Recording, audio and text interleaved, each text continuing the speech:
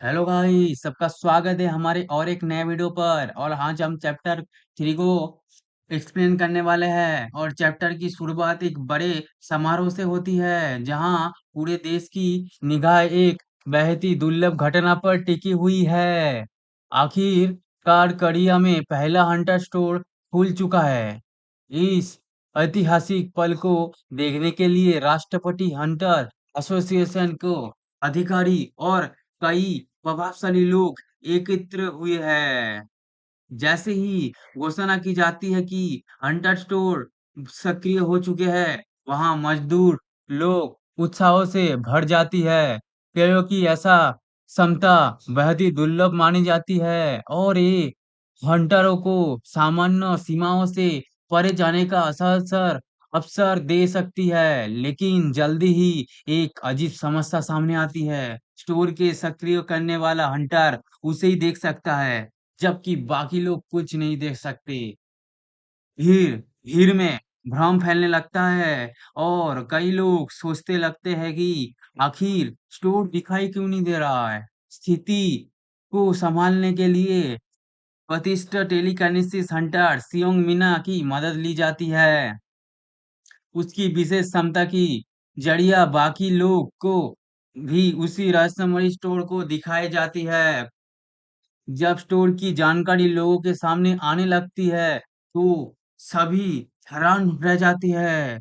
अंदर मौजूद वस्तु और आइटम सामान्य नहीं थे।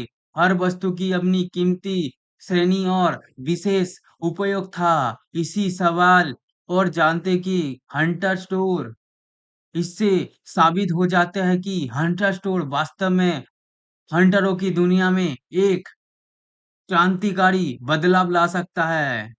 और उधर दूसरी ओर यूलिसियन अपनी अलग ही दुनिया में उलझा हुआ है। उसके फोन में खुला गॉड स्टोर अभी भी उसके लिए एक रहस्य बना हुआ है, जहां दुनिया में हंटर स्टोर के लिए लेकर उत्साहित है। वही यूलिसियन के पास उससे भी अधिक रहस्यमयी और अनोखी शक्ति मौजूद है।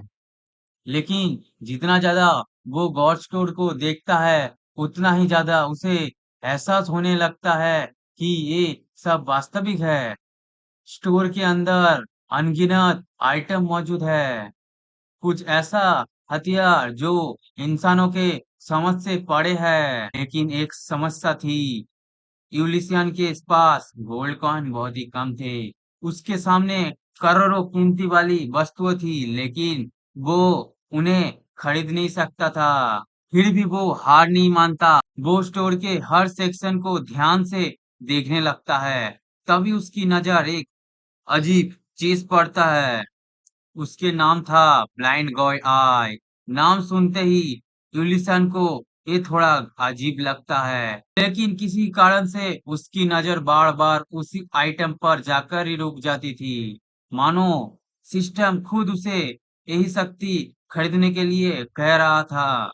कुछ देर सोचने के बाद वो फैसला कर लेता है। वो अपनी कीमती गॉड कॉइन खर्च करेंगे। ब्लाइंड गॉड आइस खरीद लेता है और तभी कुछ बदल जाता है। उसके शरीर में एक अजीब सी ऊर्जा दौड़ जाती है। उसे महसूस होने लगता है कि उसकी इंद्र पहले से अलग ही हो चुकी है। अब वो ऐसी चीज महसूस कर सकता था जो पहले उसके लिए असंभव थी। यही पहली बार यूलिसियन को समझ आता है कि गॉड स्टोर की आइटम वास्तव में काम करता है। यही कोई मजाक नहीं थी। ये कोई मोबाइल गेम नहीं था। ये वास्तविक शक्ति थी। लेकिन कहानी यही खत्म नहीं होती। स्टोर में आगे खोजते हुए उसे एक और दिलचस्प कौशल दिखाई देती है। God crushing finger. नाम सुनते ही ऐसा लगता था जैसे किसी देवता की उंगली आकाश से उत, उतरकर सब कुछ कुचल देगी। यूलिसियन के पास ज्यादा विकल्प नहीं थे, इसलिए वो अपनी पूंजी हुई पूंजी से ये कौशल भी खरीद लेता है। अध्याय के अंत तक यूलिसियन पूरी तरह बदल चुका होता है। उसकी आंखों में पहली बार उम्मीद दिखाई देती है कि जिसके हाथों में अब भगवान की शक्ति आने लगी है और यही चैप्टर 3 समाप्त होती है। लेकिन दोस्तों, अगर आप ये कहानी पसंद आ रही है तो वीडियो को लाइक करें, चैनल को सब्सक्राइब करें और कमेंट में बताइए कि अगर आपका गॉड स्वॉर्ड मिल जाए तो आप सबसे पहले कौन सी शक्ति खरीदेंगे। मिलते हैं अगले अध्याय पर। Bye bye.